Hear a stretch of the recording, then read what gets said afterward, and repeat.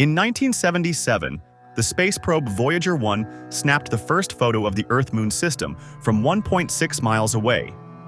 Back in 1979, it zooms by Io, one of Jupiter's moons. It finds out that its surface is active with volcanoes. Back in 1980, it zoomed by Saturn. In 2012, Voyager 1 took off from our solar system and ventured into interstellar space. So, over on Earth, a bunch of American soldiers is right in the thick of a mission in a risky war zone. Two enemies nearly catch them off guard, but they respond fast and take them out. With bombs exploding in the distance, the team presses on, taking out any enemy that comes too near. They head up some stairs to the balcony, and the snipers settle in to start taking out enemies from above. The rest of the team is searching the building to take out every man in their path. One by one, men drop without mercy until the building is cleared. Afterward, the team hits the street again and spots jets flying overhead while they keep taking out enemies. Unfortunately, when they turn the corner, they come across a whole squad waiting for them. The group jumps in to take over and joins the shootout, but no matter how many guys they take down, the squad is just too big for them to have any shot at winning. They decide to pull back, but as they start to move, a soldier gets shot, and Rhodey has to lift him up. They keep shooting as they run, finding cover wherever possible, and taking down more and more guys. Rhodey wants to help his friend with the wound, but he needs to keep shooting to stay safe. When he looks at the wound again, the soldier has already died. Another enemy squad is on the way, and the team is backed into a corner at the end of the street. They grab the radio to call for help. Out of nowhere, the area goes dark, and a red light pops up through the thick clouds in the sky. Both teams are in shock as the light uncovers a strange machine that fires a beam, taking out the whole enemy squad in one go. So, the light goes white and charges up for a bit before releasing a huge burst of voltage. The lightning strikes the American soldiers and pulls them into the machine, where an alien holds them down to conduct some experiments. The soldiers catch glimpses of their past lives during the final battle before they lose consciousness. Later on, the team finds themselves stuck inside a weird device. Out of nowhere, the machine shuts down, and the soldiers are jolted awake as they're thrown out. They take a moment to catch their breath as they expel all the liquid from their lungs. Jack sees it's stasis resin, and it should break down fast, but he has no idea why he knows that. The team is unsure of their location and suspects they might have been kidnapped by the Russians or the Chinese, but the writing on the machines doesn't seem to be from Earth. Reyes comes across a plaque with their names and unit designations, but he can't quite figure out why he recognizes it. They've got all their guns loaded, and the last thing they recall is the shootout on the street. Then the lightning hit. Leader Kelly thinks they need to get going before their kidnapper catches up with them. At the end of the corridor, there's this big circular door, but pressing the button doesn't seem to do anything. The soldiers team up to open it by hand. They take another hallway and discover a second door that's been warped off its track. Rhodey spots a vent hatch on the wall and asks Reyes to check it out. Reyes, with a light in his mouth, crawls through the vent and spots several routes. He decides to take the only one that has any light left. He eventually finds another hatch and pops out on the other side of vent door.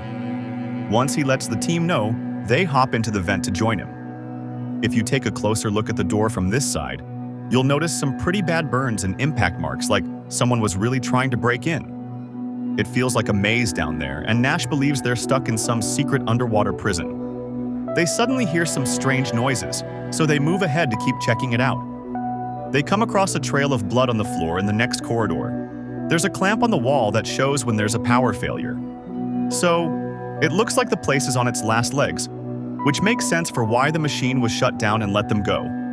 There's a lot of fog on the floor in the next room. A drop of blood hits Reyes' face, and when he looks up, he sees a bunch of bodies hanging upside down, headless.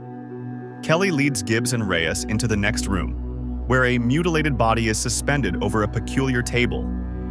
There's a woman named Robbie, handcuffed, who wakes up and starts speaking in another language. The soldiers pull a lever to set her free.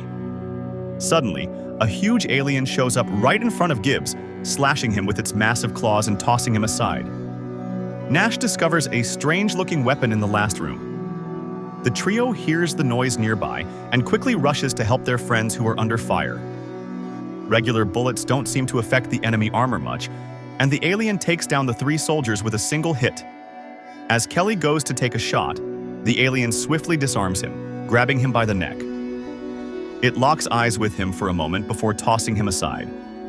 While Jax is under attack from the alien, Nash hands the weird weapon to Rhodey. He finally gets it working and fires at their foe, bringing it down. The soldiers believe it's dead and lean in for a closer look, just as the alien lets out a roar. Surprisingly, Robbie jumps in to take the shot and finish it off. Then she says something that the others don't get before she leaves. The group heads after her once they find out Gibbs is dead. In the next corridor, Kelly surprises Robbie by using her language. Another alien shows up close by and Kelly starts shooting, urging everyone to get out of there. The alien's got a laser gun and quickly fires to take Robbie out.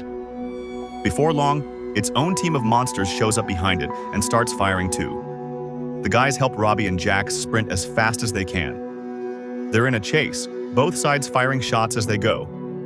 The soldiers find a spot to hide in the next corridor, and when Robbie spots an opening, she quickly pulls a lever to shut the door. Kelly wedges a knife between the door and the wall to block it and tells Jax to team up with Robbie to look for an escape. The aliens begin banging on the door, and the soldiers step back, realizing it won't last much longer. Jax and Robbie discover a hole packed with cables and squeeze through until they get to a vent. Reyes tells the others to stick with the duo while he hangs back to create a distraction. When the door finally swings open, Reyes takes a shot at the first alien, knocking it down and making the door slam shut again. But all the monsters break through and come for him, so Reyes runs to the hole as well. As he gets to the vent, an alien suddenly grabs his leg and yanks him back out. Another monster sneaks a look inside, and Rhodey quickly blows its head off.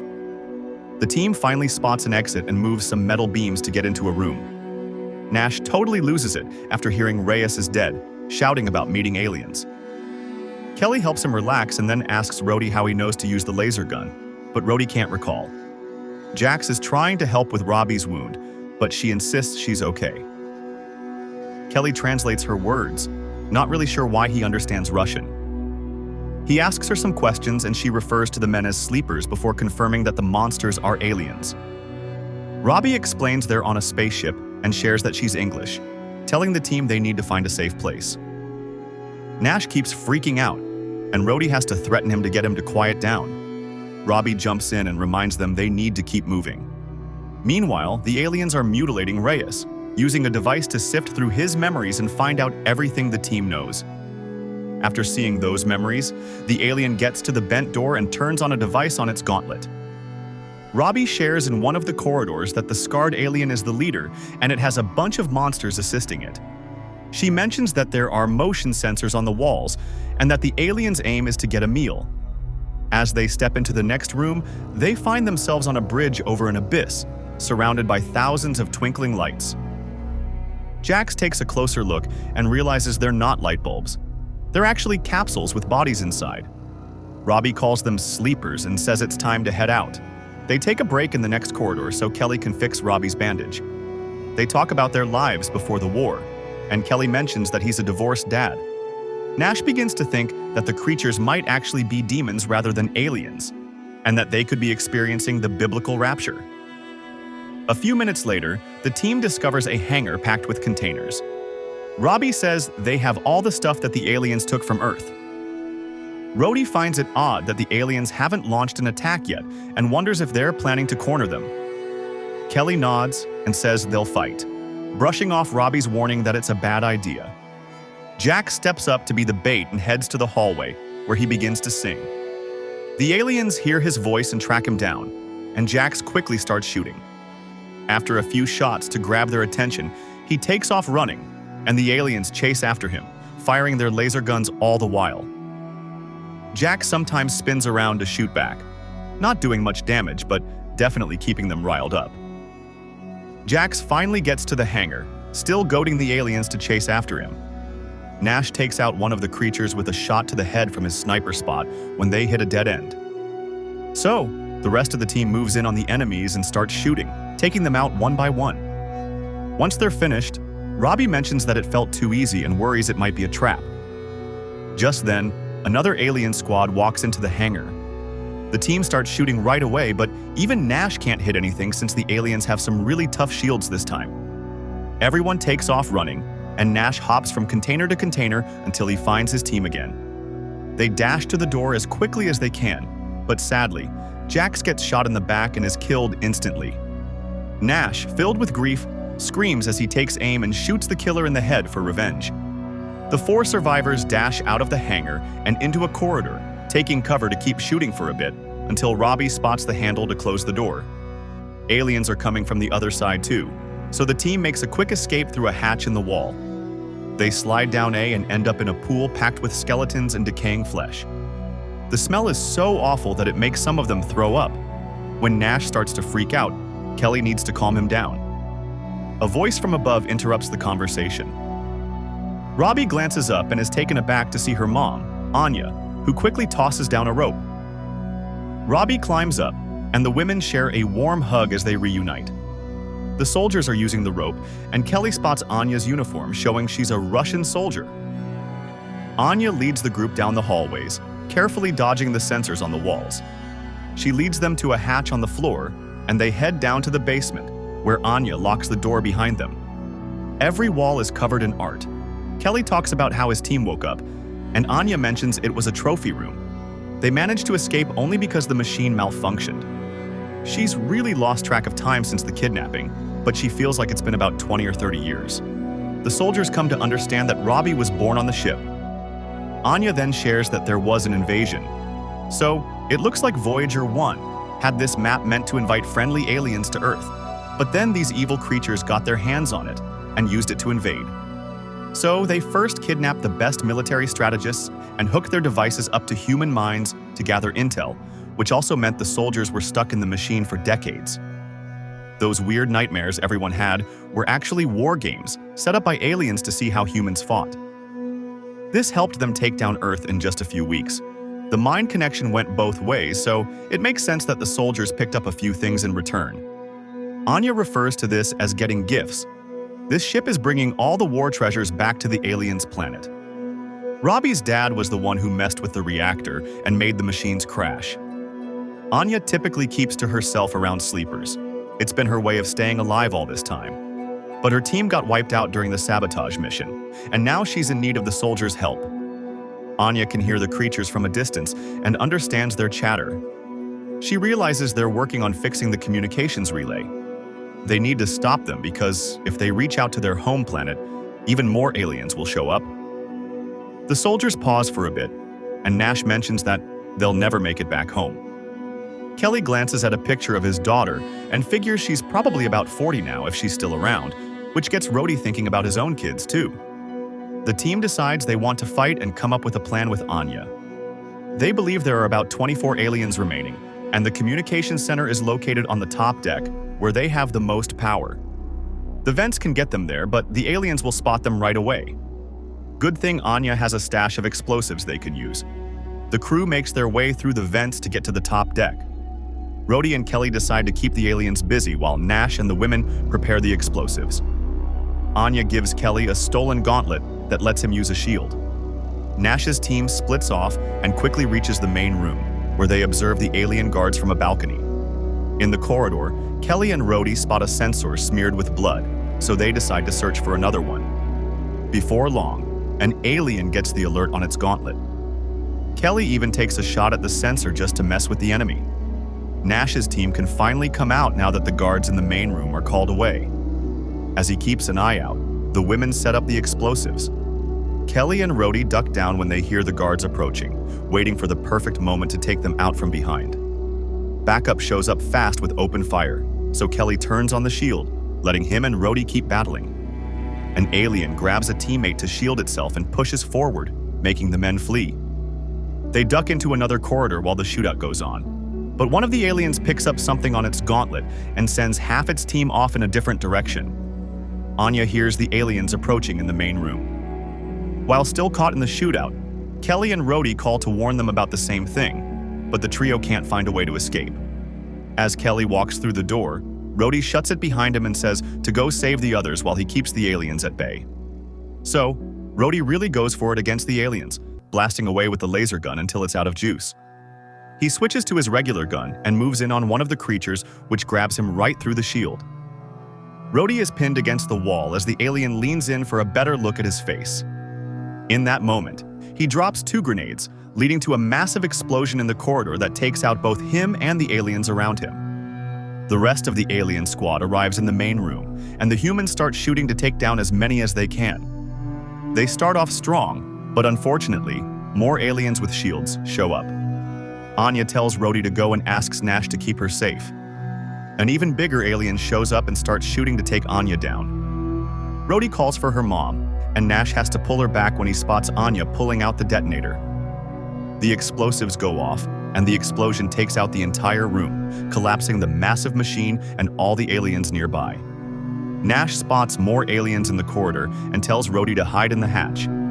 He starts yelling while running, and the aliens chase after him, totally missing the girl. He comes to a halt at a dead end and begins singing the same song as Jax. Nash takes out as many aliens as possible and thinks about whether he should set off his explosives as well, but he's set on surviving, so he takes out his gun once more. As soon as she stops hearing any noises, Rhodey steps out and spots an alien close by. Meanwhile, Kelly is stunned to discover a room packed with people locked in cells, pleading for his help. As Kelly turns around, an alien suddenly knocks him out. He dreams of his daughter being happy on Earth, but then the aliens suddenly kidnap her too. When Kelly wakes up, he finds himself in one of the cells. Rhodey is in the next one and needs to let him know that the others didn't make it. The aliens walk into the room and grab Kelly by the neck, shoving him against the wall. So they pull him through the halls and bring him back to that weird table from before, hanging him upside down. The alien picks up a blade, ready to attack, but then it spots Nash hiding under the table. Nash takes one shot to the head and takes down the creature. Afterward, the two head down the corridor, taking out any alien that gets too close. They get to the cells and Kelly unlocks them to free the prisoners. Nash sees more monsters approaching, so he starts firing his laser gun, taking down one enemy after another. Once all the prisoners are out, the soldiers shut the door and take off with Rhodey. Before long, the aliens catch up to them, so the trio ducks behind a wall and starts firing back. Nash tosses his belt full of grenades as the humans are running low on bullets, and Kelly quickly shuts the door to shield them from the explosion. Nash leans against another door, soaking in the victory, when out of nowhere, a blade plunges into him. As the alien leader walks in, Kelly quickly tells Rhodey to run, while he starts teasing the creature to draw its focus on himself. He grabs a blade and jumps into the fight, but the enemy keeps knocking him down with hit after hit. The alien tosses Kelly up against the roof and then hurls his weapon, forcing Kelly to dodge it. Then the alien turns on his shield to hit Kelly with it as well. After a few hits, the alien grabs his sword and charges at Kelly. The soldier waits for the monster to cross the door before closing it, trapping its body and ending its life. A moment later, Kelly finds Rhodey, who's too frightened to step outside. Kelly goes first and follows him to find out they're on Earth, now turned into a wasteland.